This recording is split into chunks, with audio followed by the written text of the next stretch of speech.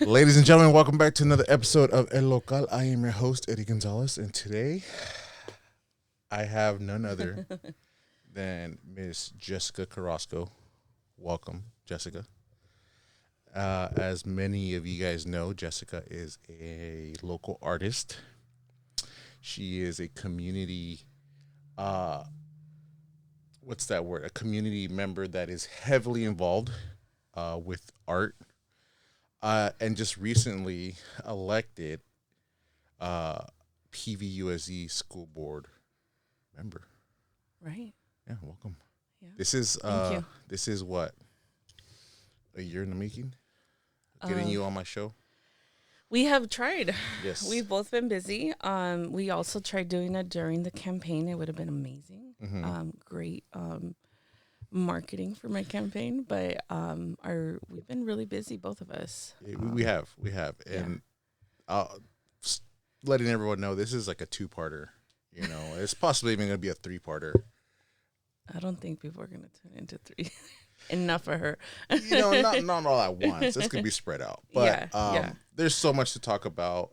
There's so much to just discuss, right? Because you have in your short time of being alive, you've accomplished, I feel, a lot. Are you calling me young? Wow. I just want to let everybody know that that's the first time Eddie has called me young. Thank you. She is.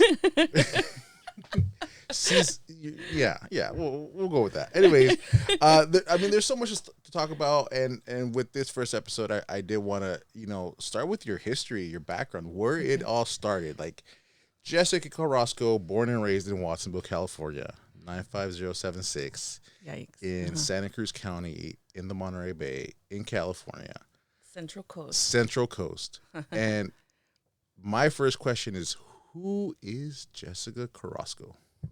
That's a pretty loaded question. It is a loaded question, but we're going to dissect this. So let's talk about being raised here in Watsonville. Let's just start that. Where did you go to school? What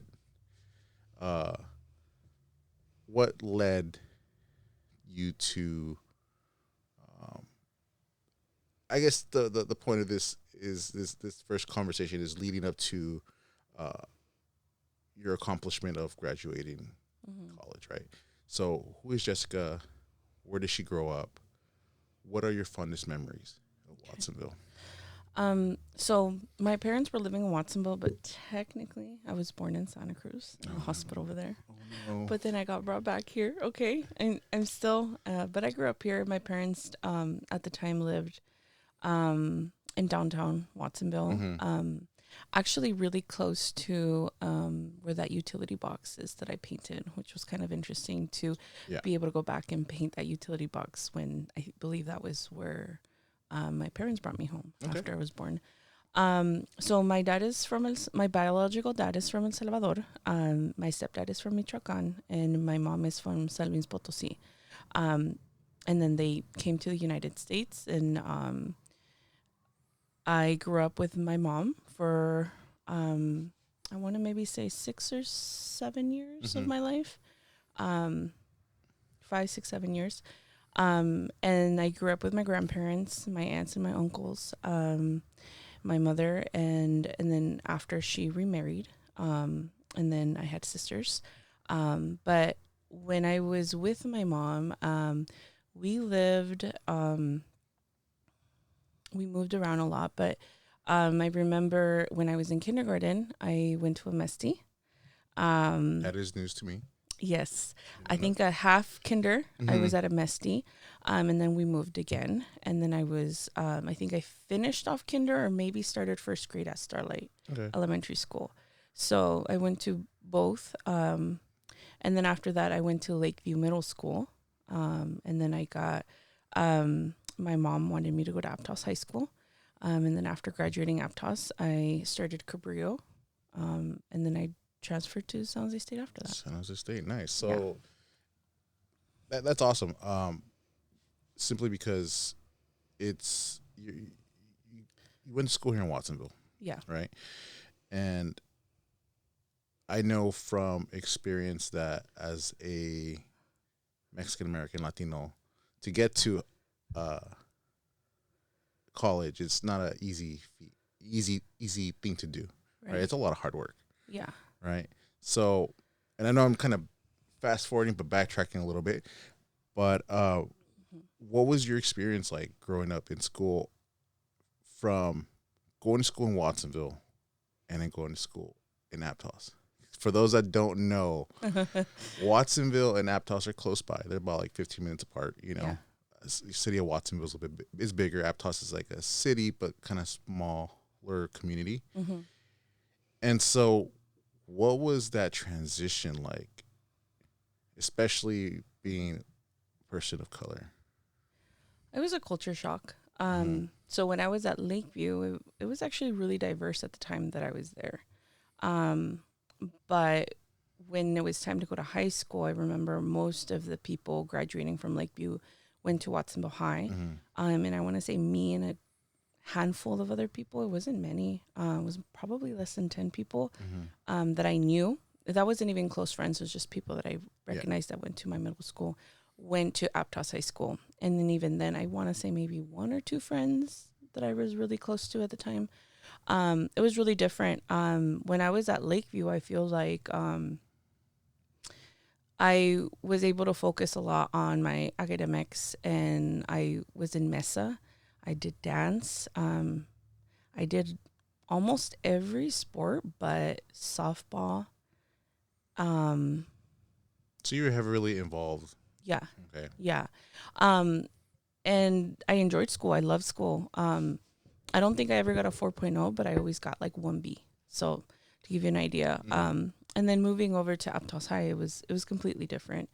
And at the time, PV High School, which is the third high school in the community, was not around. Right. So there was more students that the line between going to Aptos and going to Watsonville was more towards like airport, right? Like everyone from airport. It was a little bit more over here. It was a little bit because I used to live on Oak Ridge, which is on the other side of Green Valley. It was a little bit more.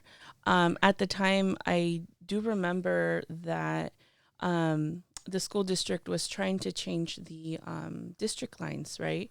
But the argument was that Watsonville High was too full, so they had it maintained, which is why they decided to do PV High. So I want to say maybe when I was a sophomore, PV High started and they had their first class.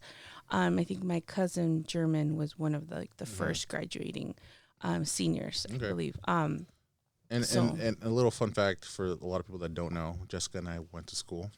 We discovered that later on in our lives, but we'll get to that eventually. Yeah. So yeah, it was a culture shock. I grew up in a very immigrant Spanish speaking family. My family worked in the fields, in the canneries. We were very close. A lot of us lived in the same house, garages, rooms, you know. So I grew up around my tias, my tios, and my grandparents. And going to Aptos,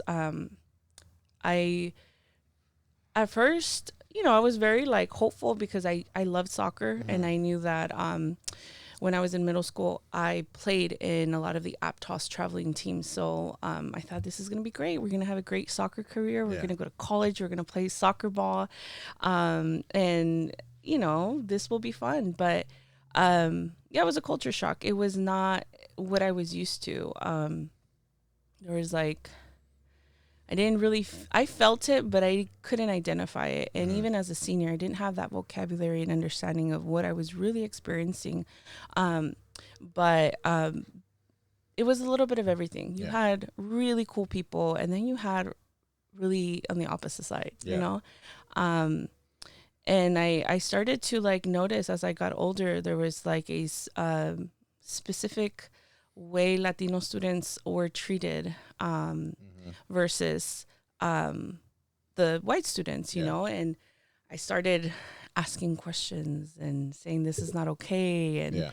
And then obviously it's not like people were like, oh, Jessica, I'm glad you noticed that. Great critical thinking. You know, it was more like, you know, you're young. They're not going to listen to you. They're not going to understand what you're like trying to you're not understand. smart enough to ask questions, like kind of stay in your lane. You're a student. Yeah. Yeah. You're, so obviously that angered me a lot because I knew that what I was seeing and what I was feeling was legitimate. Like, this is not okay. Let me give you an example.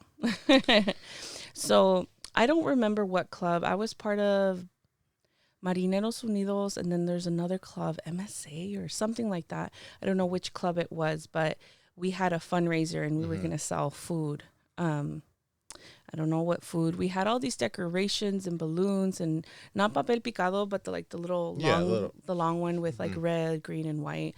I don't remember if it was Cinco de Mayo or 16 de Septiembre, but it was one of those holidays. And I remember we were getting ready for that, and we were decorating. And as soon as the bell rang, and the students started coming out, all of our decorations were being, like, the balloons were being popped.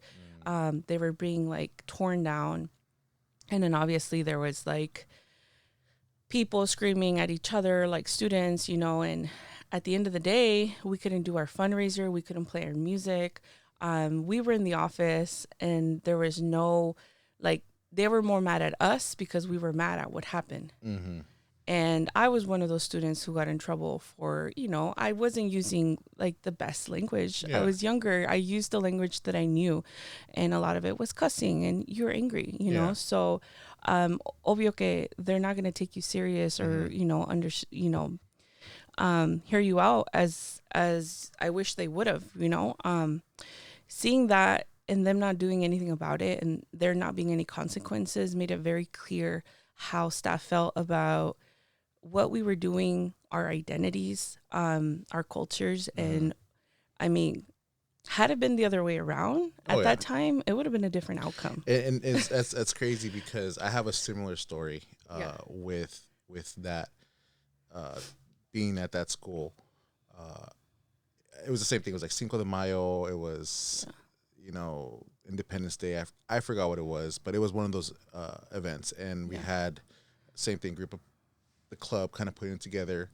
And it went well. It was going, but then some students that attended there were walking around with the Confederate flag. Oh, wow. Yeah. And I think this was my sophomore year, junior year. Okay. And so they were walking around and just kind of like triggering people and walking through like the music and like area. I just kind of had the flag over them walking around like it was two of them. Yeah. And I remember like it frustrated me. Like it made no sense. And I know that there were some students that went out to go speak to the administrator and the staff. Yeah. And their whole thing was, well, they're not harming anyone. They're not causing any disruption. Right. Or, injuring or anyone. I'm like, really? Like that's again, same thing. Like I see where they're at. Yeah. The priorities, where they stand and who they're willing to defend, and so I understand that part because I experienced that too. Yeah. Going there. I remember too, there was we were like in English class and we were taking like a test, like the ones that, you do the little, you get like the bubbling in. I don't remember what it was. I don't remember if I was in sophomore, junior year. And I was in that class. There was maybe like 2 or 3 Latino students, we always sat together. And at the time, I believe we were sitting in the back. Everybody was talking. Everybody was laughing. It was super loud. And then it was time to do the test. And from the front, the teacher was like, all right, like, let's get it together. Let's start this. And we didn't hear that he had said, okay, everybody calm down, right? So in the back, we were still like laughing and talking, just like all the students, right? And one of the students from the front turned around and said, could you guys shut up already? Because we actually care about our education. Oh, wow. And I remember looking and going, what? Like, first of all, I was like, oh, we're starting? Yeah. And then second of all, like, what do you mean about that comment? And I looked at the teacher at the time, the English teacher, and I'm like, looking at him like, that is not okay. What are you going to say as a teacher? the teacher heard it, and the teacher just said, all right, now that we have everybody's attention, we're going to start. Yeah. And I remember going, you not saying anything is agreeing with that statement. You not doing anything is telling that student that what they're doing is okay and what they're saying is true. Yeah. Within your own beliefs, So there was a lot of those things. And at the time, I mean, what are you going to say? How, like it was difficult for me to say, excuse me, let me give you the historical context of what you're doing. Yeah, exactly. Let me explain to you step by step why that's not okay, right? So I didn't really feel at home at Aptos. Yeah. It felt like I'm here to do my time and I'm out. That doesn't sound right at all. Like it's like almost like a prison, Yeah. And I'm sure there's moments you felt like that. Yes, I felt like I'm here to do my time. I'm stuck here. My mom wants me to finish my education here. And then I'm off. I'm going to do better things, right? For graduation, people were crying and I was like, peace. Yeah. I am so happy, I was done. I think I was done sophomore year. Like I was like, this is not me. I don't feel at home. The only really time that I felt like at home was when I was under the lights playing soccer, right? Because I knew that I had control of my environment there because that was my thing, you know? As soon as that game is over, we're back to the reality, right? But I tried. I was part of ASB as a sophomore, which is, I even think as a sophomore. And a lot of the time students don't join ASB until their senior year. I played soccer my freshman year. I didn't make grades sophomore and junior year to play, but I did make the team. I think I made the team varsity as a sophomore, but then didn't make grades. I did clubs. I was part of the migrant program at Aptos. I tried to be part of that community, but there was a lot of pushback. Your involvement in participating in clubs and events started young. Yeah. I mean, I would even say at Lakeview, dance, mesa, all the sports you can think of. I was part of a lot of stuff. I like to spend time at school. I didn't like to be home. So. Okay. That's great. And I want to apologize because we kind of just jumped straight into it. The little bit of the hardships of going to school and growing up in Watsonville, going to school in Aptos. But I want to kind of backtrack a little bit and go back to like growing up in Watsonville. Yeah. Right. And I had the conversation with everyone. What do you remember growing up? What brought you joy growing up in Watsonville? I remember going to the park a lot with my grandparents. So my mom would work. So I remember we would go to El Parque de los Patos, is what my grandpa would call it, which is the first Pino Lake. Pino Lake, yeah. And we would bring them food, and I remember I'd chase the ducks and give them food. And like, I thought that was the funnest thing ever. Now I'm like, this park's so small. You're older. It looks different. Big, yeah, back then. But I just remember memories of like me going and feeding the ducks, going to the second Pino Lake with my grandma and sitting there in front of the Virgen Guadalupe, not knowing really, like I knew she was very religious and that we were doing, we were praying, but helping her put flowers, helping her clean.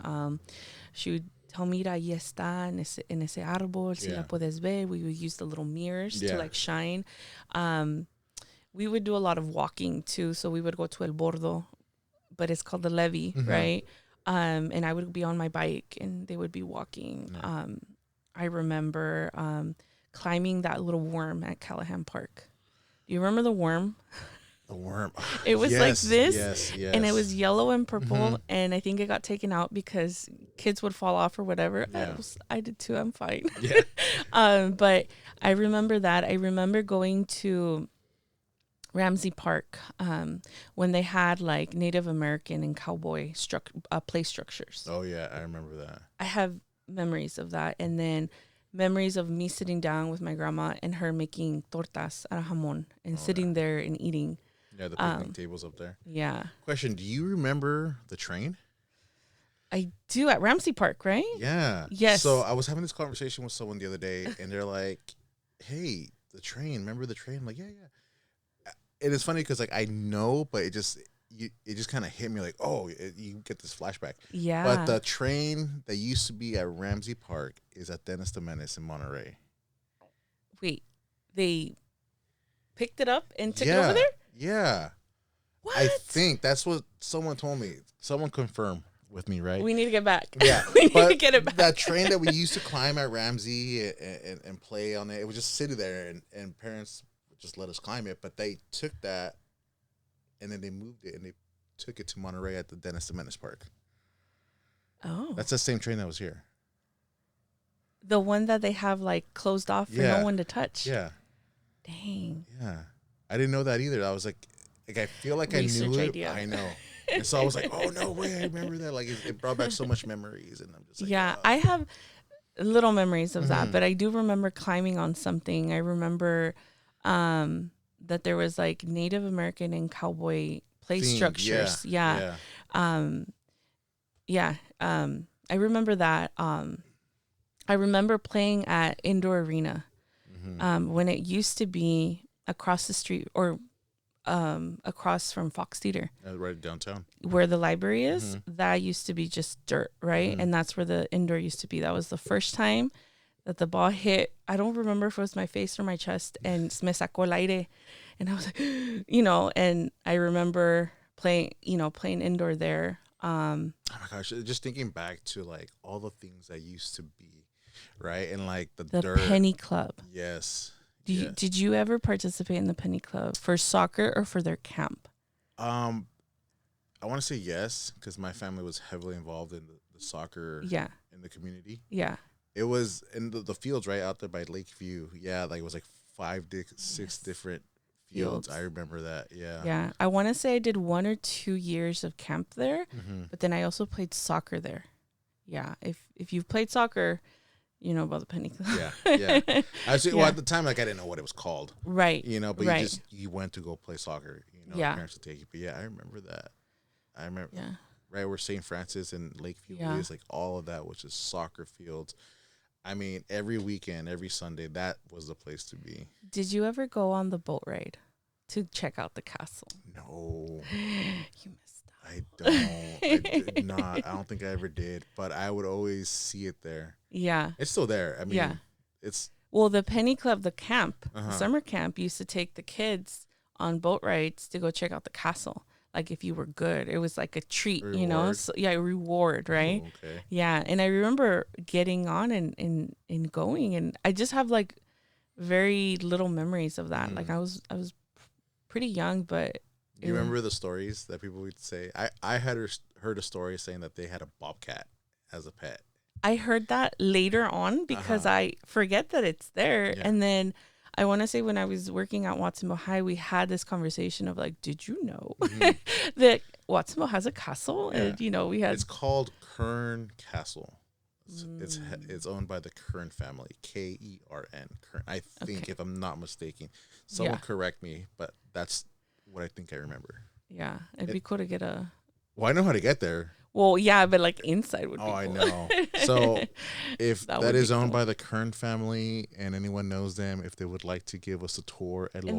Invite us. And invite to just check out the castle, it'd be really cool. Yeah. Yeah, I remember that. It was just like, castle, and people would be like, it's haunted. Yeah. It's like the fun thing to talk about. Yeah. Those are the memories that I remember. I remember... And then after moving, I lived very close to Starlight. So I remember us walking to Ramsey Park a lot with my grandparents, going to La Esperanza and buying food or snacks, and then crossing the street and going to Ramsey.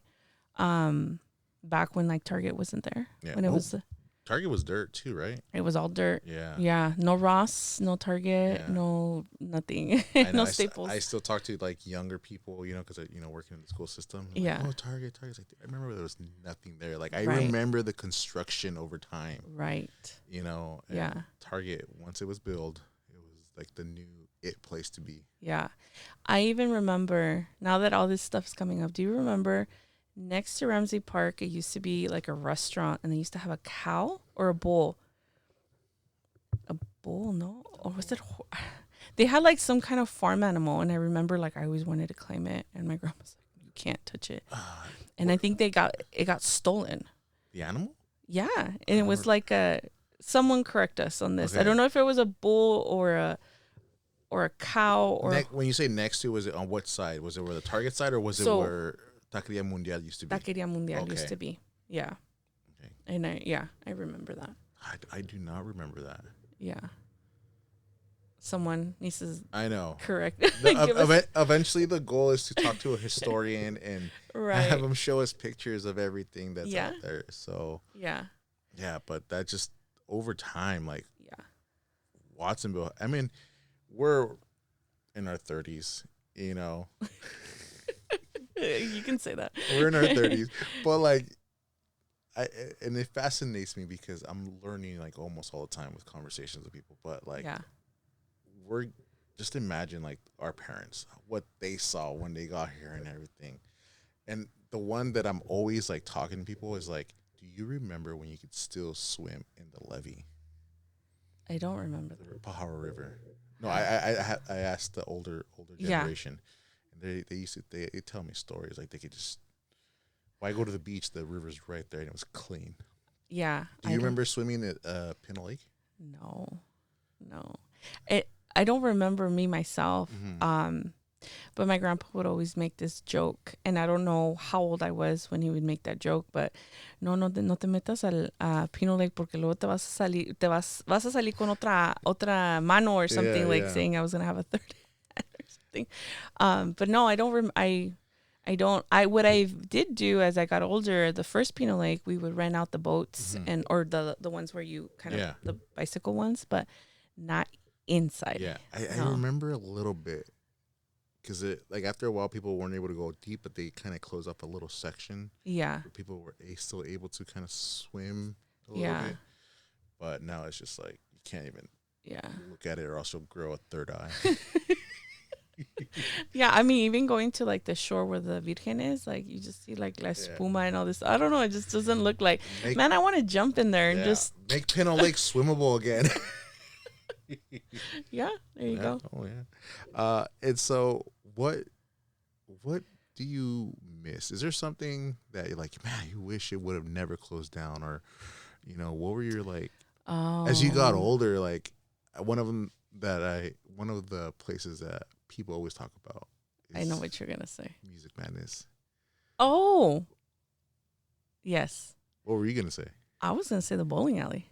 Oh, that too. Yeah. Okay. Music Madness was the first place I ever bought my first CD.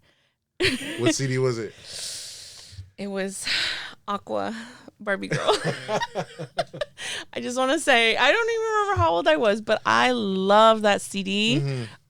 I played it over and over, and I would rollerblade to it, and I loved it. But it was the first place I got my first CD, and then I got the Spice Girls and Backstreet Boys and NSYNC, and I don't even know what else I bought. But I would go. I loved.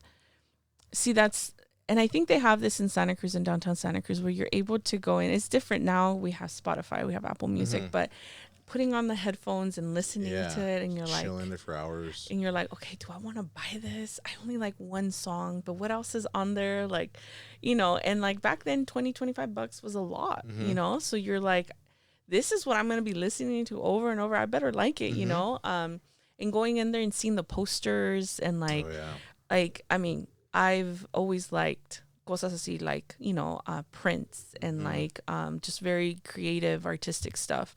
The CDs, we're pulling out the CDs, seeing all the lyrics, seeing like how they marketed everything, like and the images, the designs. Great. It was great because you could just like listen to this album. I'm not gonna buy it. Like, you would get it brand new. Like, hey, can I listen to this CD? They open it brand new. They throw it in. You sit there for like a couple like minutes, hours, whatever. Yeah. And you're like, all right, I'm done. I don't want to buy it.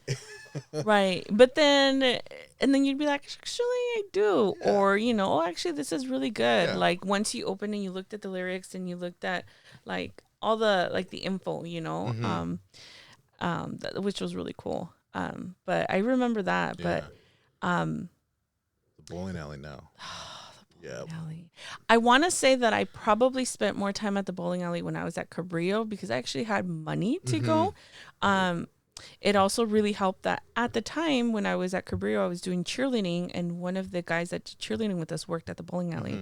And he always used to be like, yeah, you guys can come in. It was super cool. He was super sweet. And I feel like that place was his baby. But prior to that, we grew up and we didn't have a lot of money. So for me to go to the bowling alley with like my family was a big deal. Disneyland, right? And I remember like, wow, we're going to like rent shoes. We're going to spend money to rent shoes and play this game for this amount of time. And like, this never happens. Right. So yeah, it was a big deal. Like it was something like really special and, like to go. Cabrillo lanes. I know. Yeah. Can someone please bring back a bowling alley to Watsonville? Someone please. City council, city manager, someone that has money in the community that loves bowling. Just bring back or someone. Just, you'd be giving the community an asset for things, not just for events, but business opportunities, artist opportunities, educational field trips. There's all these things, skills. Bowling is a skill, is a sport, Is. Our good friend is a great bowler. Gino. Shout out to Gino. Hi, Gino. And it's super cute because I like to tell people like he has like a little bolsita for his bowling ball. And he walks in and I'm just like, dang, you're legit. I've gone bowling with him a couple times. Yeah. He's really good. Yeah, he's really good. And he does like tournaments in Vegas. Like no big deal. Yeah. Right. I'm just algo casual. Just to pass the time. Semi-pro bowler. No big deal. Yeah, but shout out to Gino. Yeah. Which Gino's one of the reasons we met. That he is one of the reasons we met. Yeah. Are we jumping into this? I don't know. I'm over here taking over. I'm taking over. Be you. So Jessica and I, we met in 2018. And you got years and everything. I don't even know what last week was. Because you're busy now. But 2018 is when the reason why I remember this is because like I wanted to work for the city for the longest time. So Jessica and I met at the city of Watsonville Parks and Community Services Department, Parks and Rec. What's up, Parks and Rec? What's up, Shout Parks out. And Rec? But yeah, that's how we met. I tell this story to everyone. It took me 3 times to get hired. Yeah, so I applied out of high school for Parks and Rec as a recreation leader. Didn't get it. Or was it 4 times? Second time I was like 20, kind of got done, playing football. Didn't get it. 24, 25 I played. And I actually got an interview, right? And I didn't get it. And I tell Gino, like, I think you were in that interview or someone. Because I had the interview, it went well, and at the time I was coaching, and I put my coach's jacket on, a tie, legit. I did not get it. I'm like, crap. So fourth time's the charm. Yeah. 2018, I think it was more 17, end of 17. I put an application, I think, and sure enough, I got hired. Gino interviewed me, hired me for Camp Wow. Well, I didn't know at the time. And so my hire day was in April, and then at the beginning of the summer, before summer, they kind of have that staff, meet and greet and kind of get to know everyone and stuff. So I went to that, and sure enough, like I met Jason first, Mimi, and I was just kind of at that table, and I was just kind of shy, but I wasn't shy, and I just came out of the craft room like being cool. Yeah. And then I remember because I introduced me, people introduced me, and then Jessica's like, oh, hi, I'm Jessica. And I'm like, oh, hi, Eddie, And then not knowing we were going to work together. Yeah. And then fast forward when they started placing us everywhere, it's like, oh, yeah, Eddie, you're going to be working at Camp Wow. Yeah. And sure enough. Shout out to Camp Wow. Camp Wow. Yeah. And that's where we met. Yeah. 2018. We worked a summer together, and we hit it off very, very well. Yeah. And We had a really good group. yeah. For those of you that don't know, Camp Wow is in summer. It started as a summer Mm. program at Ramsey Park, and it was run by a group of us. And I feel like in the year that you came, maybe 2 years before that, that group that started eventually became like really like the all-star group, Mm-hmm. in my opinion. And I can say that because I was there for 5 years and I saw different groups of people, right? But Are you saying that 2018 was the best group of all time? I'm saying that we were a good group of people. You actually took over Andres's spot, and I remember us being super sad because like we became really close, like all of us, Mimi, Alex, Jessica, I don't know, Adriana was there, you know, and I feel like we just really made that program like. So in other words, there was two other gentlemen that were working with them in 16, 17. And like she says, they were all like, you guys were all a tight group. And I guess when I came into the picture, those gentlemen had left. All right, I'm not going to mention any names, Charlie and Andres. But I think there was a bit of they weren't sure about me. It was like, who is this outsider coming in? Is he going to like mess up the group? Is he going to like, you know? And then we would call you Andres's replacement, and that obviously hurt some people's hearts. Anyways, we loved our job. Yeah. You know, I think that group, like seeing of how far we've come, like we have done some pretty cool things from that group. We've all like fed off of each other and supported each other. I mean, look at me and you here sitting, you know, and like, you know, I feel like the city missed out on some really good talent, local talent. Yes. So, like she said, like, yeah, the group was great.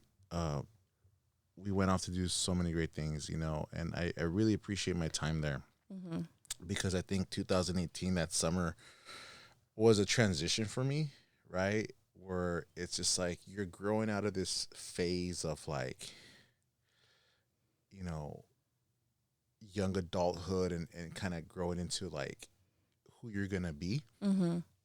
And meeting you guys was probably one of the best things that ever happened to me.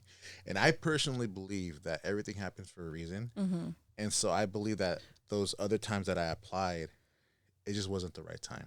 I think we all met and we all just meshed well at the right time, at the right moment when it was supposed to happen. Yeah. You know, and then fast forward, like look where we're at. I mean, our friend Adriana, she's a business owner. She's living in Iowa, working for the local university, being an admin. Like Jessica, our other friend Jessica Ibarra, she's in LA. She's baking. She's working at this awesome bakery in LA, and she became a dancer. And then all the other friends, like they're doing some good stuff. You know. Yeah. And so I do believe that at that, if I would have been hired in 2016, it wouldn't have been the same. Yeah. You know. Yeah. Yeah. So everything happens for a reason. Yeah. So. Yeah. Good times. Good times. Yeah. shout out to Camp Wow. I think that was probably my fondest memories, and we got to know each other all very well. It didn't feel like work. It didn't. And that was the fun part. Like we were all out going to like zoos, Happy Hollow Zoo, Gilbert Gardens. Like we would take the kids to the theater, and then we would hang. You know, and the fun part, right? Because we would do all those field trips, but we would also hang out outside of that on our own time. We would make time and we would hang out and do stuff. Sometimes at Ramsey. Just to just shoot the breeze. Even if we weren't working. Even if we weren't working, and I don't want to get into too many details, but one of my fondest. Oh. If you know, you know. Oasis After Dark.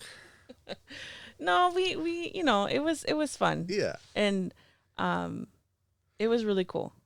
Yeah, I don't think I've ever had a job like that where we were able to, drive vans, put on music for the kids, and like I think what I appreciate, and now shout out to Gino again, is he gave me a lot of liberty to be creative and to coordinate a lot of that stuff and kind of take on a lot of the things that technically were outside of my role, but it really helped me to be ready for the next step. you know. Yeah, he put us in positions where, he would give us that responsibility, and he let us just do our thing. Mm-hmm. And that's great because a lot of like supervisors, managers, they kind of tend to nitpick, and even working with kids, like, you would think it should be fun and easy, but it just depends on the manager, right? Mm-hmm. And he would give us that liberty, and Yeah. he would let us find ourselves and express ourselves. Yeah. And that was pretty cool. Yeah. Yeah. So It's pretty rare. Yeah. and then I did talk to Gino recently. He's like, you know what? I was telling him like, hey, so what's your favorite Camp Wild year of all time? You would. Conversations come up, and he said,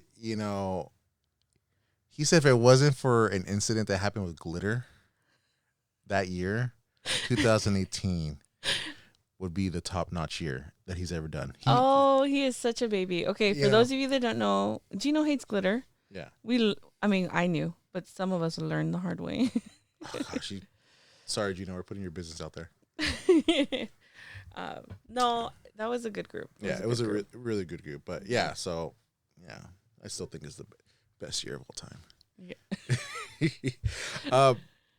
Talking about creativeness and, leading into who you are as an artist, right?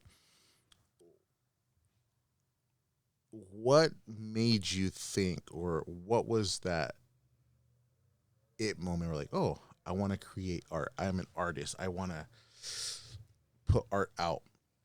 Because there's obviously moments in your life, right? And then being there creative at Camp Wow and working, given the liberty to do things. Mm-hmm. Like, what led you to becoming an artist? I think I've always enjoyed being creative and crafting things and making things, like out of scratch. And I've always like been really good about being able to visualize certain things that people are like, I don't see it. Mm-hmm. And I'm like, yeah, if we do this and we put it here, we do this, we recycle this, move it around. And like, I've always been really good about doing that. So like one of the things that I did at Camp Wow that I feel like infused that was like all the backdrops that we do on a weekly basis. We would have a theme, and I would literally make everything out of scratch, I remember. And then I would run a lot of the arts and crafts activities. And was it there at that, like, that kind of sparked it, or was there? No, I mean, I took AP art in high school. I think since I was very small, I always loved to draw and paint and sketch, and I enjoyed photography. I enjoyed to visualize certain things. And growing up, I didn't see a lot of the stuff that I wish I could have seen, like, this design with like, this flower, or like, a lot of it was like, I wanted to see a lot of my cultural stuff in like bookmarks, water bottles, T-shirts, so I would always be like, oh, it would look cool if we had like something here in Spanish, or but I never really acted on it. I mean, after I did take some art classes in Cabrillo, but at that time, I don't know about you, but at least in my household, art wasn't something that was encouraged. It was not something that my parents like, you know what, Jessica, you can make a lot of money out of this, right? So for me, I had to get a real job, right? I had to get something that would pay my bills, that would be more stable. And I just didn't draw or paint. I didn't really create much. Every time there was like an activity in college that had to do with like painting or drawing, I was like, I'll do that. That's super easy for me, right? But I didn't keep up with it like an artist would, right? Yeah. And then at Camp Wow, I was still doing a lot of art stuff, creative stuff. When I was working at the Chrysler Center, I ran a lot of the arts and crafts. I work with children with autism. So I had to figure out, how can we do arts and crafts with students who are nonverbal?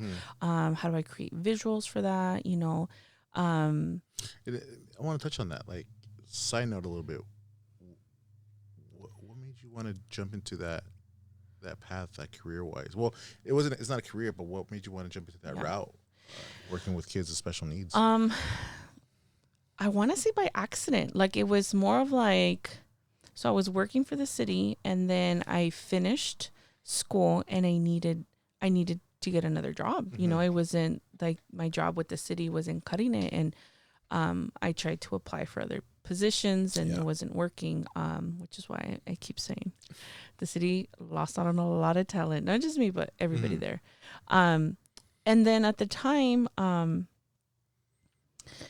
one of my mentors kind of connected me with someone who worked at the county, and they were like, well, we're always looking for instructional aides. I'm like, well, what is that? You know, they broke it down and, you know, this is what you would be doing. And since you already have a lot of experience with kids, you know, and I was nervous because I'm like, I have a lot of experience with kids, but I don't have experience with, you know, with children with autism. And I don't know what, you know, and they're like, just do a sub position and see how you like it, you know? So I became a sub. And I remember going in and like, wow, everybody was like, the staff was super thankful that I was there. And like, I actually ran into someone I went to Lakeview with, Francis. And I remember she'd be like, you're back? You came back? You came back? And I'm like, why does everyone keep saying that you came back? Right. Because, you know, and everybody who's worked in this field knows that it's rough, you know, it's not for the weak. You gotta have tough skin. You gotta, I remember like learning a lot of things the hard way, right? Like I was slapped. I had chairs thrown at me. My glasses were broken. I could never wear earrings. My hair was always in a braid. I always looked like I was ready to go to the gym because if I had a runner, I had to be ready to run, right? I learned a lot. So it was almost by accident, but I love working with kids and I understood the importance of my role, even as a sub. And surely enough, I didn't last as a sub very long because they hired me full time. Keep in mind, I had no experience, right? But I've always been someone who believes that if you're going to do something, you're going to do something good. Better give it your all, right? So for me, I'm like, I'm going to learn sign language. I'm going to learn how to react on behaviors. I'm going to learn how to de-escalate stuff. I'm going to learn each and one of those students so that I can be a better help to them. So did you learn or did you get training? It was kind of like both because sometimes that training don't come fast enough for you. And sometimes that slap comes first. So that comes first, right? That's a trigger for you. I won't do that anymore. Right. So I'm going to say both, right? There was some training, but a lot of it was learned on the field, hands-on training, which is why I keep telling everybody, I really believe in hands-on training because I remember being at that job and seeing students from UCSC who were like, you know, getting their master's or their credential and like, this is what they wanted to do. And they would come and, you know, come in and watch what we were doing. And like, we had to pretend they weren't there. A lot of them never came back. And they were like I said, it takes a particular person, right, to do that job. And I'm always like, when I meet people like that, I'm like, you're my people, right? Because and I think that's how we bonded too, because I work in special education. So like you really do have to have a love for what you do, and you really have to not take it personal and know that even if it seems like you are not doing enough, you are doing a lot for these kids, you know? And like, for example, like I work with certain students where we were trying so hard to get like certain things like don't drop to the floor when we transition from this morning routine to this. And that might have taken 6 months. But dang, when we got it done, I was like gold, you know? Things take time. They take time. That's one of the things that you need patience, you know, and people want, again, like I say, the microwave effect. They want things done fast, you know, and working that feels like no. So, I relate. I'm getting flashbacks with just my work and what I've done and what I do. It's just like it's a special kind of work, you know. And so, and you know, I honestly think like it is. I wish more people were exposed to it because we, at least for myself, I gained a lot of respect for people who work, you know, in special education. Like, it's rough, but it's super important. How did that tie in with you in your art? Like, how did that help you in your art career, in your journey? I mean, I feel like when you're a teacher in general, you have to be creative, right? You there is, at least if you want to be a good teacher, you can't just do read, answer questions, take tests. You gotta be creative. So while I was there, I created books to address behaviors, to address routines, to understanding, like, hey, for example, sometimes when a student is autistic, they get very used to routine. When that routine gets disrupted, it's they have tantrums, and they're just having a hard time, because if parents pick up and drop off, and that's going to change, that messes with like their behavior, and like they're able, focus and processing and everything. So one of the things that I started to do is I started to create books that explained parents drop off, but then the bus takes us, and it's okay, because you're not alone. You're safe. Your body's safe. You're safe. You will see mom and dad at the bus stop, and the bus is fun. So I feel like I wasn't doing gallery stuff at where I was working, but I was still being creative. I was running the arts and crafts stuff. I was creating curriculum. One thing that I realized, that if we had 10 students in our classroom, those 10 students learned the ABCs 1, 2, 3, shapes and colors completely different. One of them might like Thomas the Train. One of them might really, really love bunnies. The other one, so you create content out of scratch, so that this one student is super into shapes because they're shaped like trains, So I wasn't doing gallery stuff, but yet you're taking something that is super important through teaching, and you're making it creative.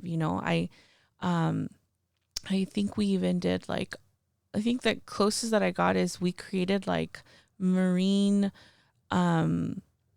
animals, like ocean animals, for like a gallery. And then I helped them put it together, like an otter and stuff like that. But it was more of like a cool skill to have. Again, it was not a career, right? It was just like an enrichment thing. But then I realized, looking back, it was very enriching for the students, because there was very creative students who would get so into like their paintings and that's how I maintain the art part. But it was more art education. It wasn't like personal art that I was able to do. That's great. That's awesome.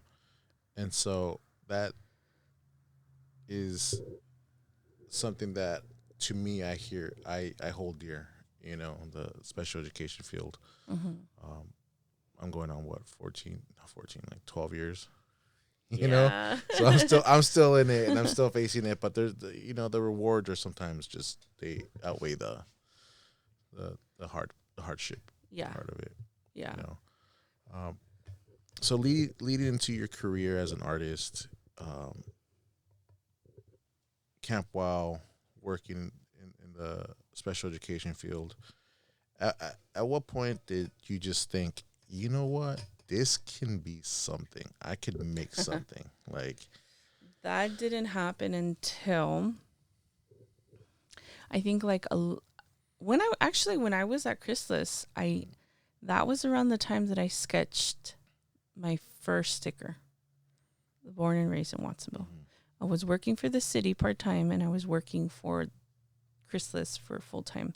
So I would get off of Chrysalis, drive back to Watsonville, and go straight into the city and work. So I had like a 2-shift. I remember asking like my coworkers, what do you think of this? What do you think of this? And it was a sketch. And anyone who's seen my first sticker, it's a strawberry plant that says born and raised in Watsonville. So the idea came from years back, from being on the light rail at San Jose.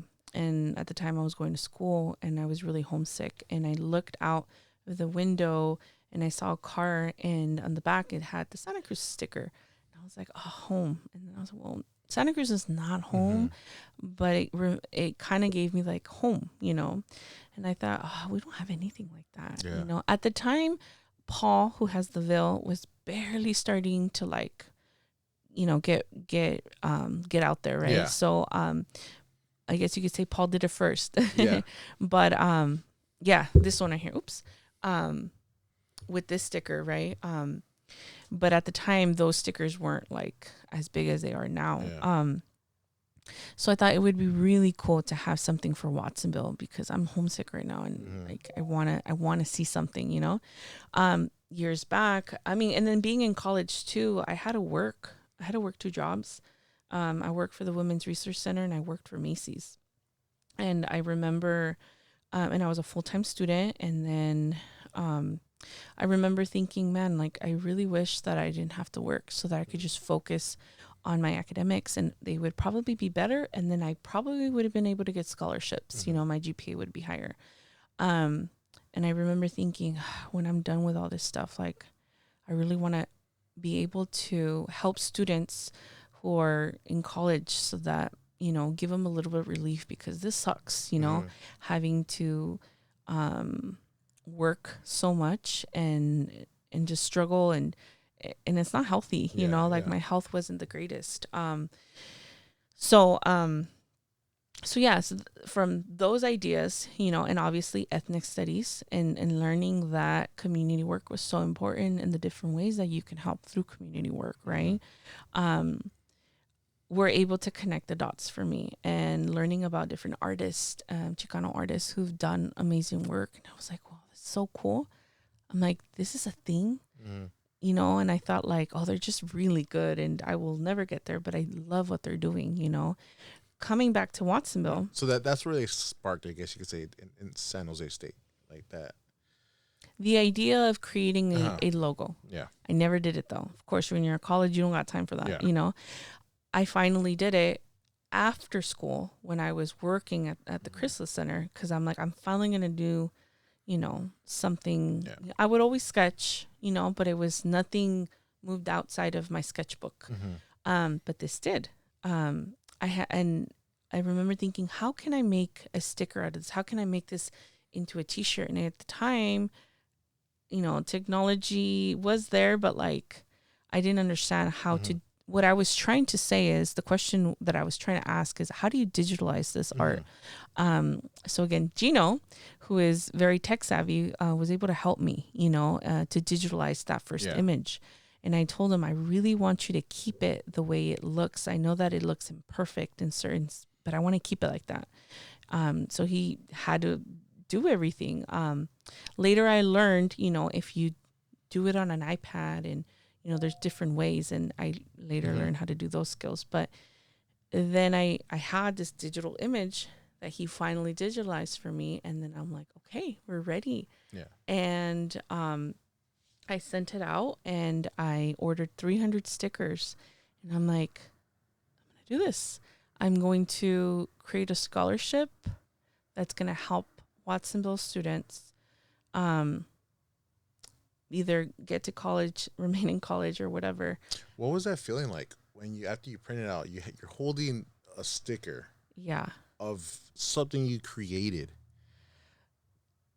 Take me through those emotions. Like, what was I was going to say, I think that's what sparked it, right? Mm-hmm. I have seen my work in canvases. I've seen my work in sketchbooks, but the feeling of seeing it, like you said, in a sticker, you're like, I made this and it looks legit. Like it's in a sticker form, like it legitimate, like it makes it more legit, like to see it on stuff like this, right? On stickers, on clothing. And I was like, that was a sketch. I didn't really try. I just kind of, it was something that grew out of me. What else can I make? And that was the spark, and like, I learned so much of like trying to sell these 300 stickers. And keep in mind that other than Paul, I didn't really see anybody doing it. Right. Paul was already ahead of the game. He was selling sweaters and tank tops and T-shirts and stickers and pins and all that. but there wasn't a lot of spaces for people to be able to do that, right? So I'm like, well, this is why people can't become artists, because let's say you do get to this part where you create stuff, well, where are you gonna sell it? Yeah, and that's cool because just thinking about it and just hearing your story, because I was there too for that, through those moments, a lot of them. Yeah. And I'm thinking about it right now, and I want to say that you're like a pioneer in starting this. I may be wrong. I don't know. That's just the way I see it. Yeah. Like, and you're saying like not a lot of people were doing it, Mm-hmm. but I feel like once you did it, people saw that. It's like, oh shit. Yeah. Excuse my language. That's the first time I've. Too comfortable. If she could do it, I could do it. Yes. And I think that's very important, especially in our city, because again, Watsonville is heavily populated Mexican American Latin, people, and there have been people over time that do murals, that do art, Mm-hmm.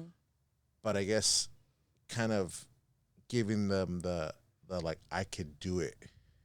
Making it in merchandise, making it accessible for people to wear Yeah. and to sport. That's different. And shout out to Paul, because he was one of the first to do it, right?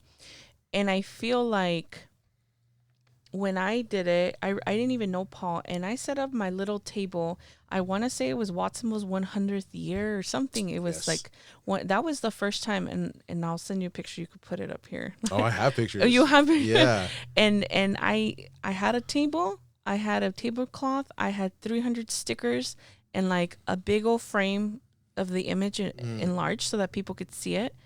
And I had no canopy. I think I forgot the chairs. Like, I remember that day. people were very confused. Like, what are you doing? Why are you doing this? What are these? And the gentleman on the side who was making animal balloons was asking me questions, and he goes, well, you know what? That's really cool that you're doing that. And he kept asking me, do you have a canopy? It's going to be really hot. And I'm like, I'm fine. It's fine. He goes, well, I'm going to be your first customer. And he bought some stickers. And then he kind of got lost, and I didn't think anything about it. Paul came over and was asking me, he goes, did you do this? And one of the things that I encountered while I was going to all these places to try and get this imaged on a t-shirt is a lot of the guys were like, you did this? Like, you did this? And I'm like, yes. Like, why is that so hard to believe? They're like, you sketched this? And I remember, across the Delicias, there's like a little shop where he makes t-shirts next to, there's Delicias, and then across the street, there's Santa Fe. And then on the little side. Oh, yes. I went to that gentleman, and Okay. he told me something that no one had told me. He goes, this is really good. This is really different. And he's like, you need to copyright this. And I was like, oh, no, it's okay. He goes, no. He goes, I'm telling you right now, you need to copyright it because people will take your work, and this is really unique. And I remember, okay. And he goes, but did you really do it? I'm like, yes. But people were really shocked. I don't think they saw, not that they knew me, right? But I don't know if it was a gender thing or whatever, or maybe they're just shocked. Like, this was completely thinking out of the box of what we already have or we don't have, right? Yeah. So Paul came over and he's like, oh, this is really cool. And he bought some stickers. And shout out to Paul because, going through this process, not everybody opened their doors to me. Yeah. And there was a lot of doors who were shut in my face. Artists who I tried working with didn't want to help out, just very gatekeeping vibe. So when I come across people who are helpful, who are willing to like help you in any way, like I hold on to those people. Yeah. And I always, like you said, after I feel like this momentum of me selling stuff, there was other artists that started popping up. Yeah. And I'm like, hey, come on, let's get on this train. Let's do this. Because before that, there was not, pop-ups are a big thing now. Mm-hmm. But before that, pop-ups were not a thing. No, in town. There wasn't.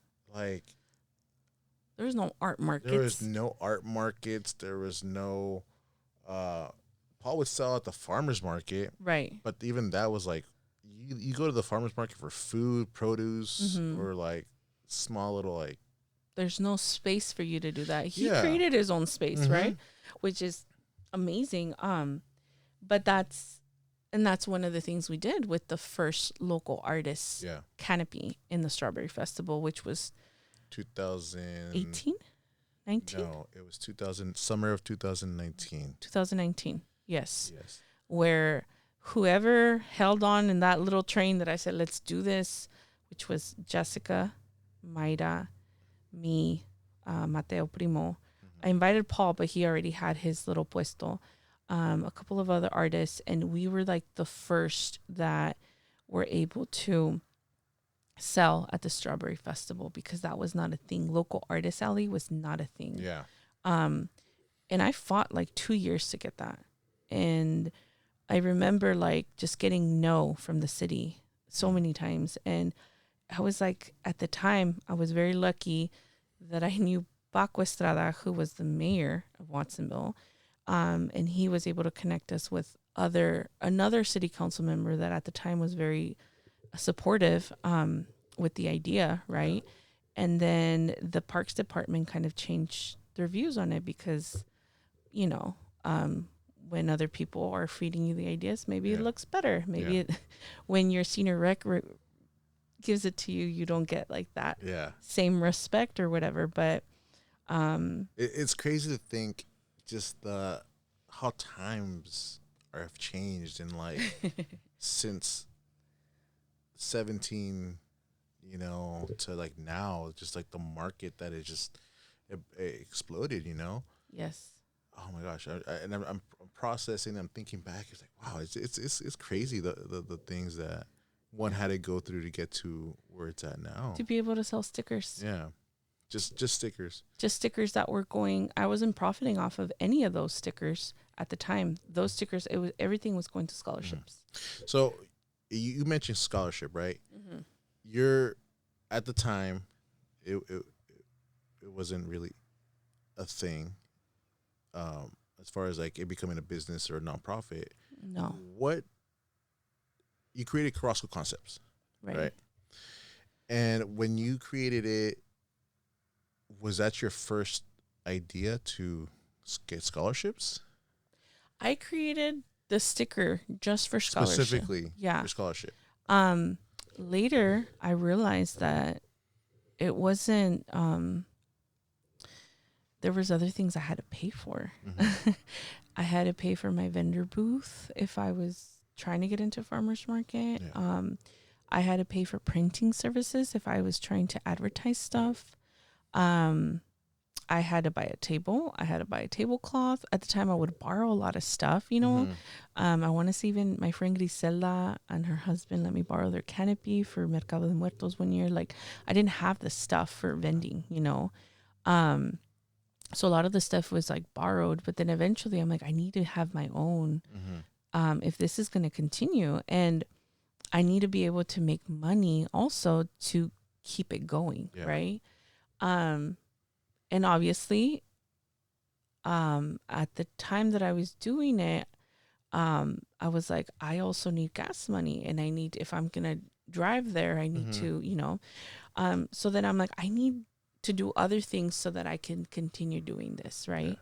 And then I started making stuff that didn't necessarily go to the scholarship, but without that, the scholarship wouldn't be able to continue, And I want to, for those, I mean, everyone knows, but for those who don't know and those who are tuning in and getting to know you on this show, what is Carrasco Concepts and what is the scholarship that you do? Okay, so Carrasco Concepts is my art brand. The name came about from, at the time I was doing my master's program, and in our classes they would always be like, Eddie Gonzalez, how do you conceptualize this issue? And you were like, huh? And I'm like, and I always felt like, man, like there was so much to learn in grad school for me, and my vocabulary increased a lot when I was in grad school. But I remember going, what do you mean conceptualize? This is what I think, damn it. So I'm using big words. Yeah. Like, I'm just a kid from Watsonville.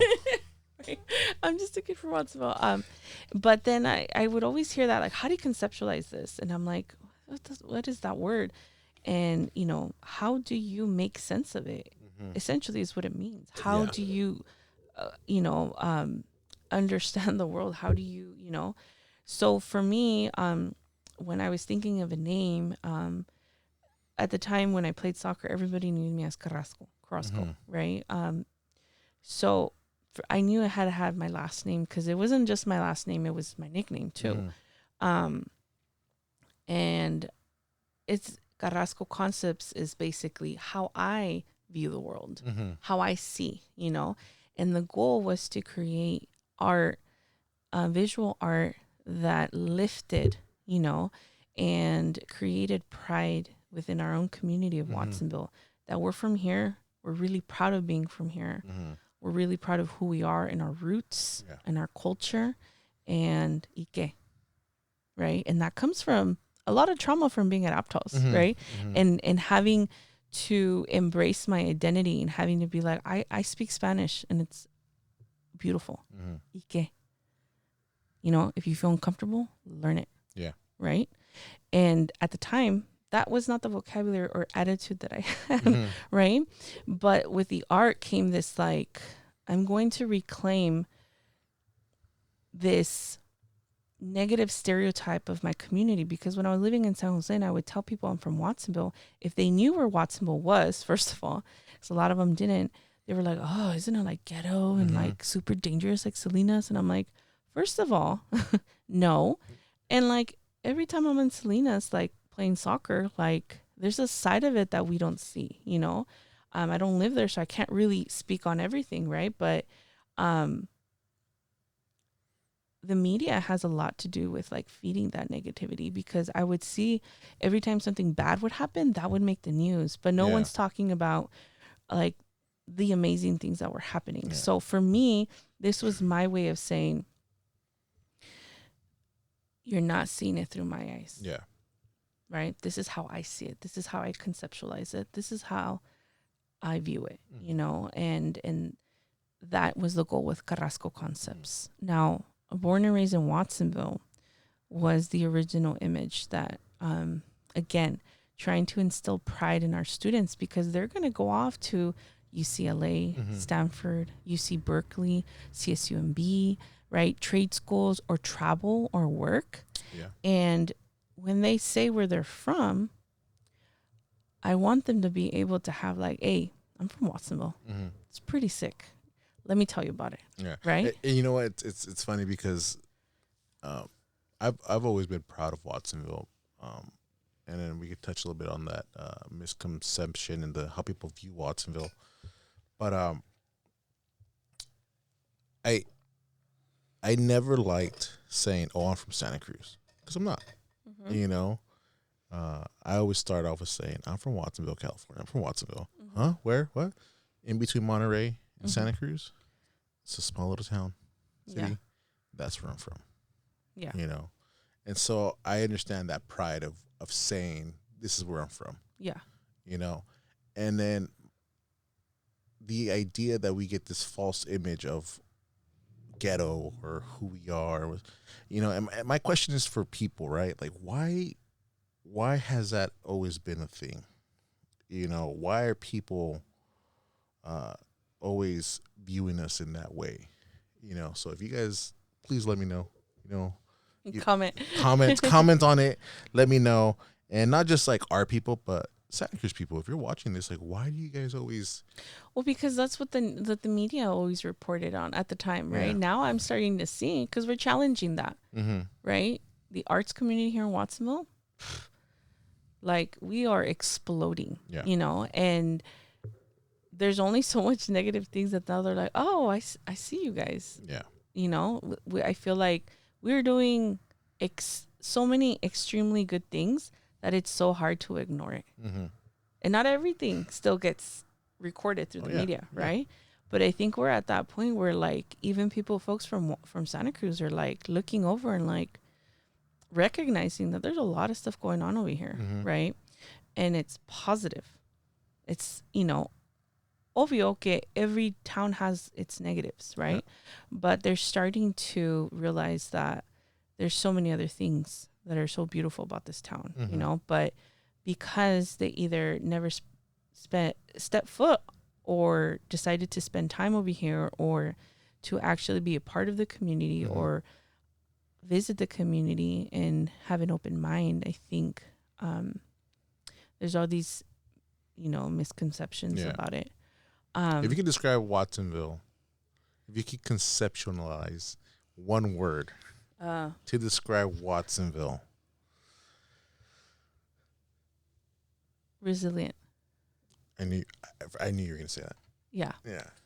I mean, I feel like we all have our own story. You know, we all have like, my family has their own story about, you know, you got to keep moving forward. And my students have a story.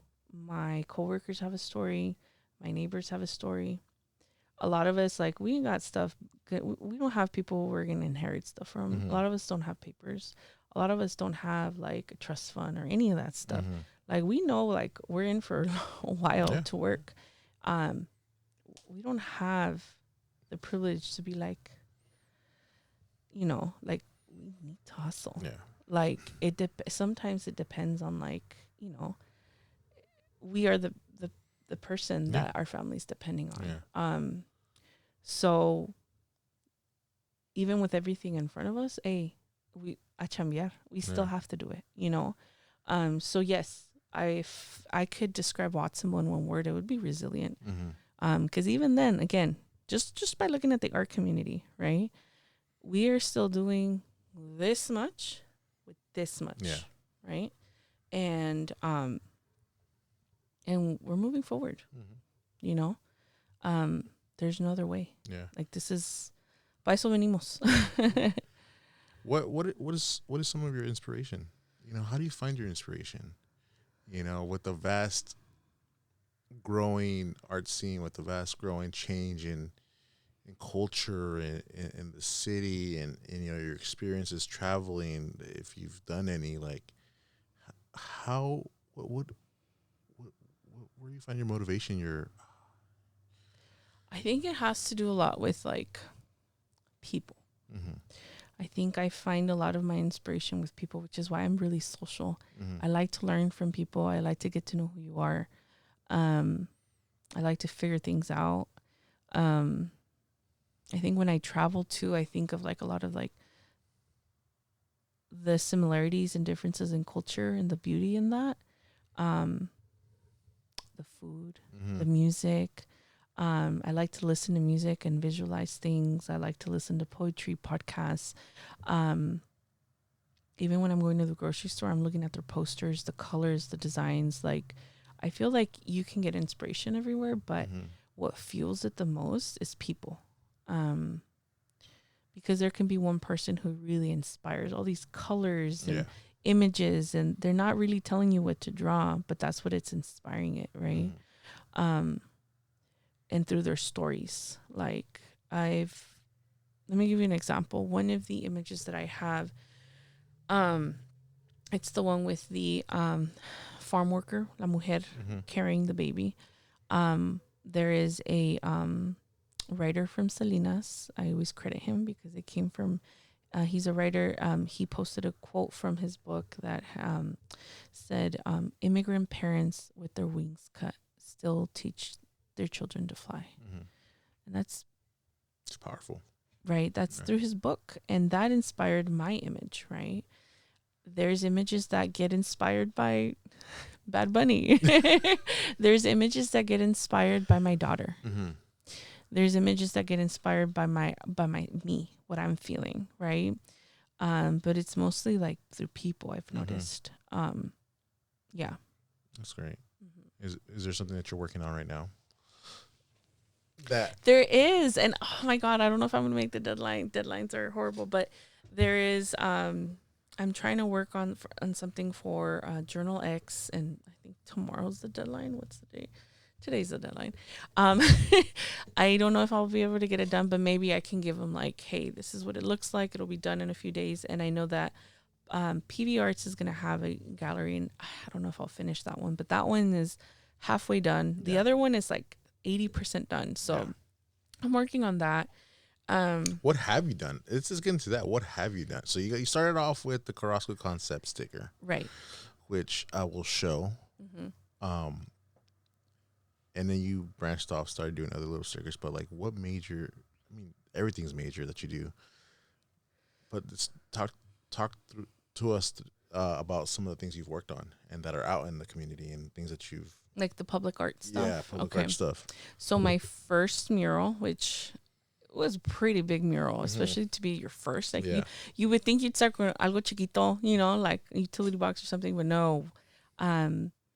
The owner at Laundry Day Watsonville reached out to Paul. He had reached out to me prior, but again, learning how to navigate business and todo eso, I was still not familiar, and I was pregnant at the time, so I didn't really follow up on that. But he reached out to Paul, and he wanted us to paint on those 3 panels that had to do with celebrating the current crop that is big in Watsonville, which is the strawberry. And he had told him, hey, try to get Jessica on board. I really want, that one image. So we were able to paint on the 3 panels of Laundry Day Watsonville. And that is my first one, my first public art, which is a pretty big one. We needed like one of those things to go up and down, and I'm scared of heights, so hey, I had to do that as well, and it's the first image, which I feel like it's very appropriate, right? And it's the strawberry plant that says born and raised in Watsonville. And if you're in downtown on that street that Goodwill is at, the one-way street, you're able to see it there. It's the one on the very right with purple and turquoise background. We need to go back and put our names because people don't know that's us. Really? We don't have our names on there. Okay. I know. We need to do that. Maybe that'll be I gotta get Paul and. How long has it been since? It's been a while. 2020. 2020. So maybe the 5-year mark. Go out there and finally put our names. Yeah. Yeah. Well, that's the first one. The second one was the utility box across the street from Cilantros by Chevron. So that one was a utility box that I painted. It's bright hot pink, like the Mexican pink, and it has a calavera in the front. Yeah. And that actually was my second image, I believe. My second or third image. I originally said El Valle del Pájaro, but we couldn't have any words in these images. So it's a skull with fields on the bottom, and then in the back it's like mountains, and the bird is coming out of the valley, El Valle del Pájaro. But there's a skull, so it's all like in there, and it has a strawberry in the back of the utility box. It's the shape of the skull, but there's 2 skulls playing soccer, and anybody who's played soccer before can recognize the teams, right? PV High and Watsonville High. And if you've played sports at Watsonville High, and I don't know if this is just a soccer thing or if it's all sports, and you make it to a higher, rank, championship or whatever, they all dye their hair blonde. Okay. So So the skull has blonde hair from the top, just the top. And then that one, and then the PV High one is una muchacha. So kind of like showing like that we're a soccer community. I'm never gonna forget where I came from, and that's the soccer fields. A lot of people don't know that, and if you played soccer with me, obviously you know that's what I love doing. But soccer and strawberries. Yeah. Oh, there's an idea for the next one. I know. I've been a lot of things to work on, but and then my third one is another utility box that's across the street from St. Patrick's, where that hotel used to be that they destroyed, right? It had the pool. Yeah. Crazy enough, those apartments right there is where I believe was when I came home as a baby. Yeah, I have. Yeah. And then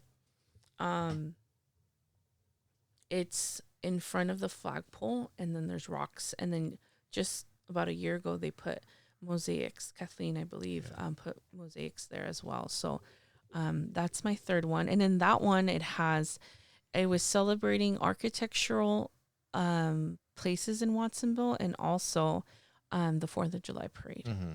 So there's palm trees, you know, from downtown. There's the sunset, and then you go from the front, and then you could see the Fox Theater, but you could also see like a black horse, right? Because if you've ever been to the 4th of July parade in Watsonville, at least for me, my two favorite things were the cars and the horses. And then you come back around, and then you have St. Patrick's, and then two lowrider cars in the front. So that's my third one. Currently, we're working on hopefully having another mural at Alianza Charter School. We are in the talks of other places, but I don't want to say anything because sometimes they don't happen. Yeah. You got projects coming up. Yeah. You know, there's no shortage of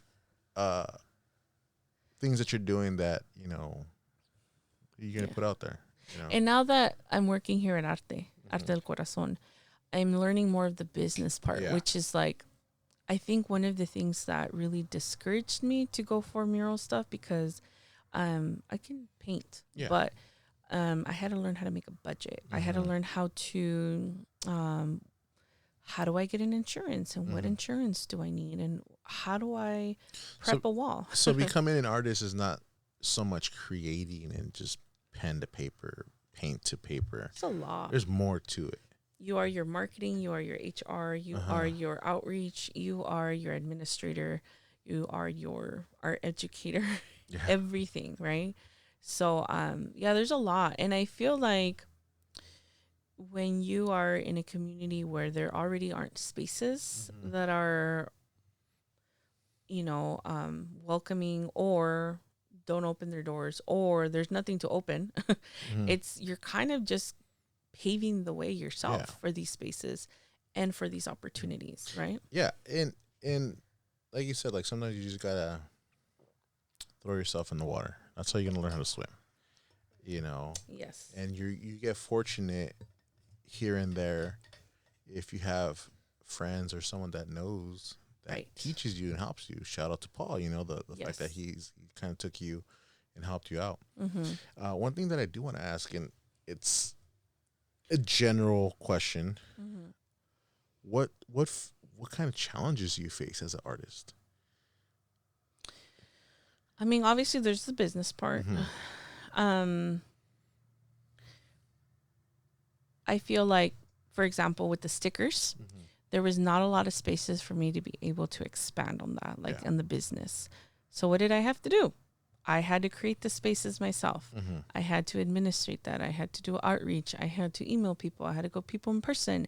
People would close doors. They didn't want to work with me because I was a nobody to them, you know? And I feel like in this community where it's a small community, but at the same time, if you don't have a name, there's like a lack of respect on people's abilities or what they're capable of doing.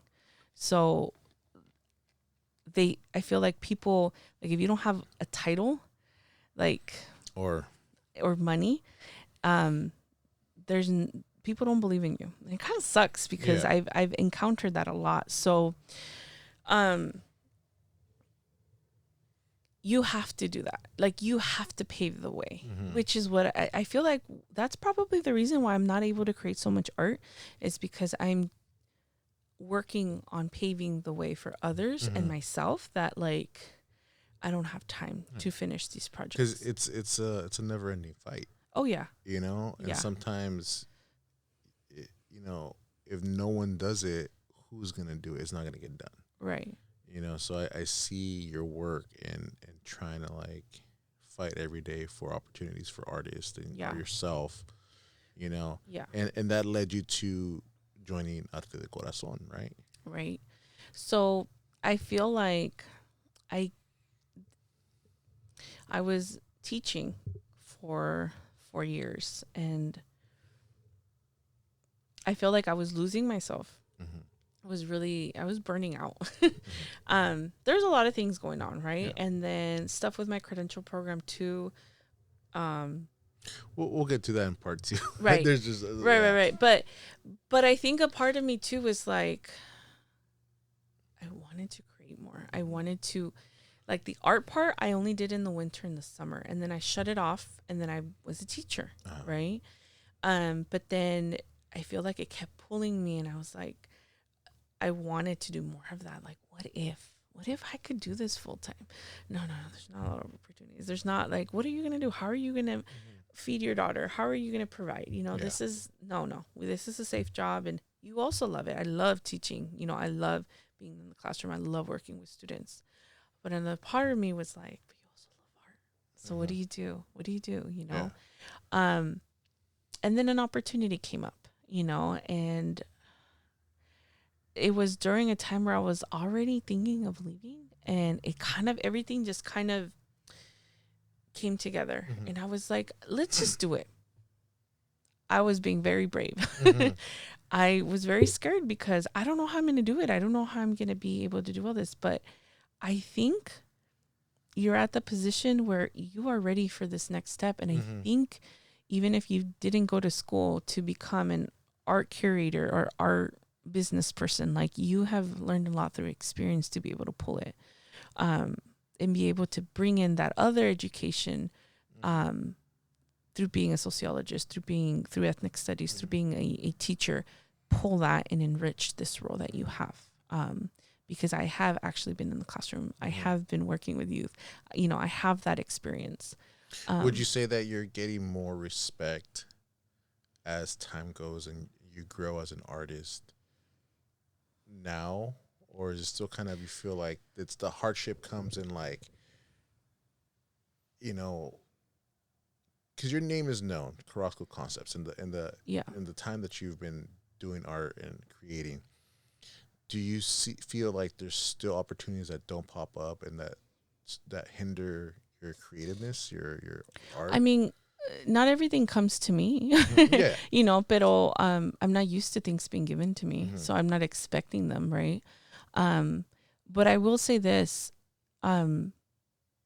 if I were to walk into a space and want to do something now, it would be a completely different outcome than back in 2017, 2018. I'm working with a group of students through the COE, and we want to do these 2 utility boxes for the County of Education. And there was a student, one of the questions that I asked is, we were trying to figure out how to do different images for these utility boxes, and in the video that I showed, they showed like famous people from that community, right? And I asked them after we watched the video, I said, okay, are there any famous people in our community that we could add to this utility box, right? And then one of the students goes, you. And and this was just recent, and I remember just kind of, I smiled, but I was like, whoa, like, and I laughed like, yeah, whatever, and, but she really meant it, and like, it's starting to hit me. And yes, now with this new position of being a trustee, it's a whole different level, right? But as an what kind of pressure is that? Sorry, what kind of pressure is that? Like, to feel that, like, that you're being acknowledged, that you are a figure in the community. I mean, I feel like I'm used to it in a smaller scale, because when you're a teacher, you are a figure. You like it or not. Yeah. You like it or not. They're watching you. They're looking at what you do, how you do it, how you explain it, what your reaction is. When they see you out and about, they're taking note. And so all eyes on you. All eyes on you when you're in the classroom, and when you have 6 different classes, that's 35 students times 6. That's how many every year. Eyes on you, right? So being a teacher, like, I'm used to having eyes on me, and I've always tried to be, I've tried to be the best role model for them, because I know that sometimes I'm like, I don't want to be the bigger person, but they're watching, but also being very honest about myself and how I think and why I think the way I do. and also respecting them. Mm-hmm. You know, it goes back to like, I'm so used to people not respecting me and not seeing my potential. I see it in them because I see myself in them, you know? So I've approached education and being a teacher very differently, right? And I knew they are watching from a very, you know, so I have that. But now I feel like it's not just the youth. Now it's their parents who are knowing who I am. Yeah.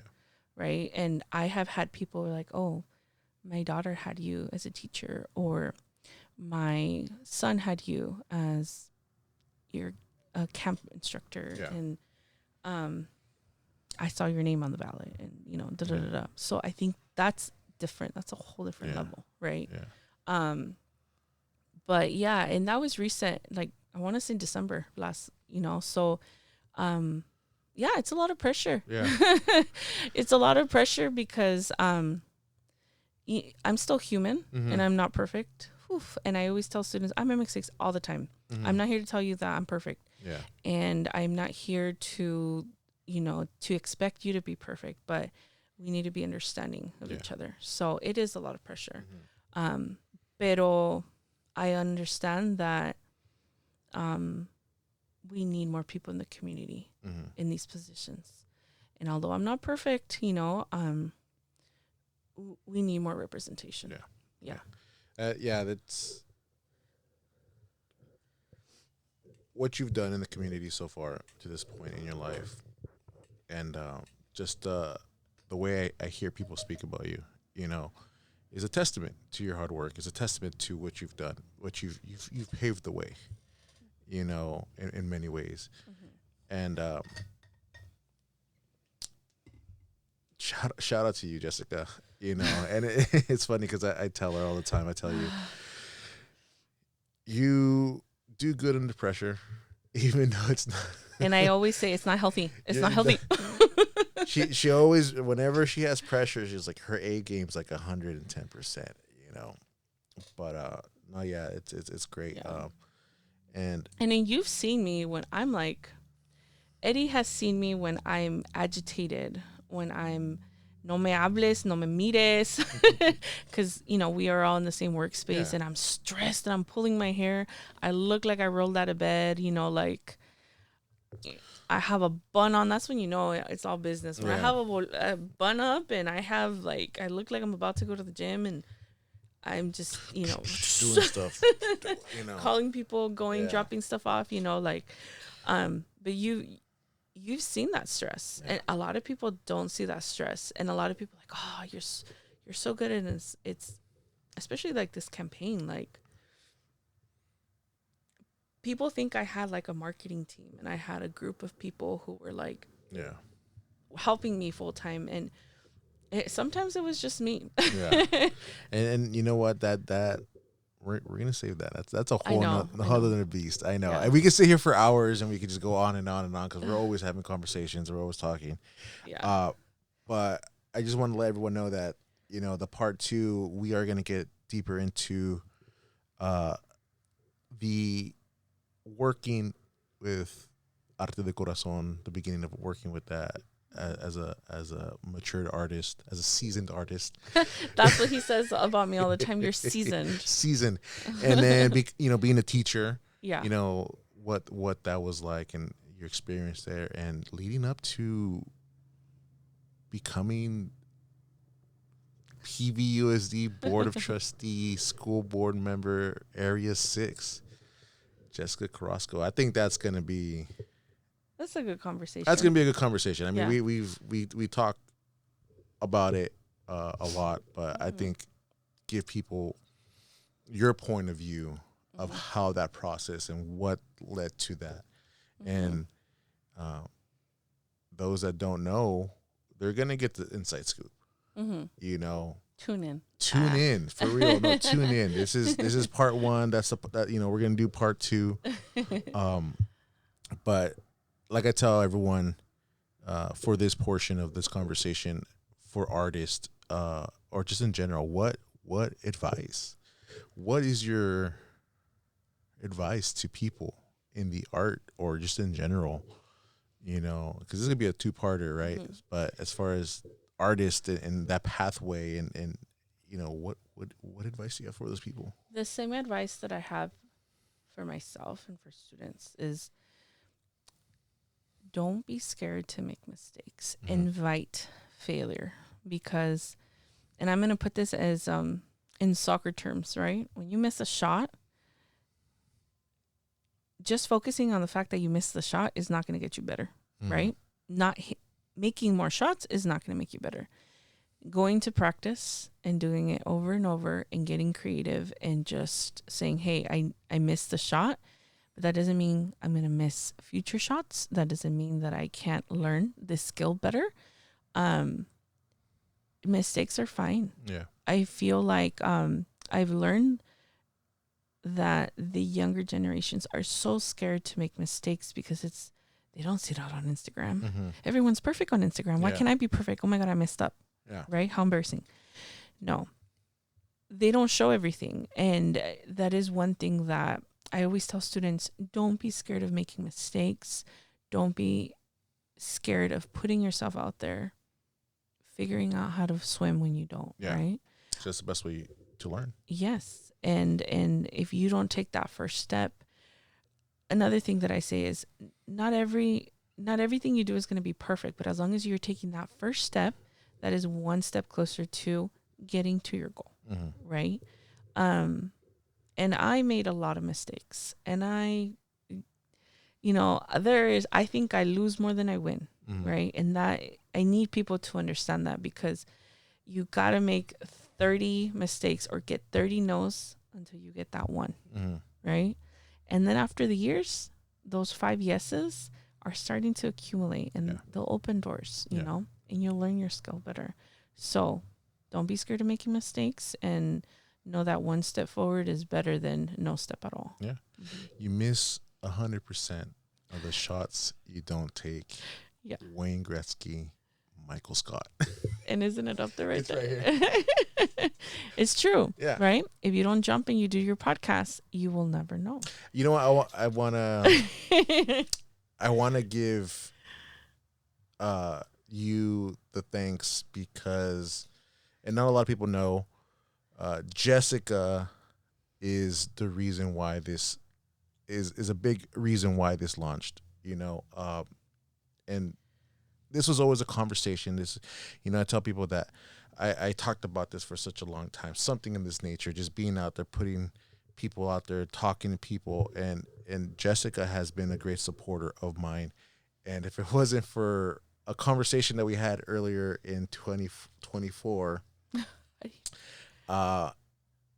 you know, I don't know where I'd been.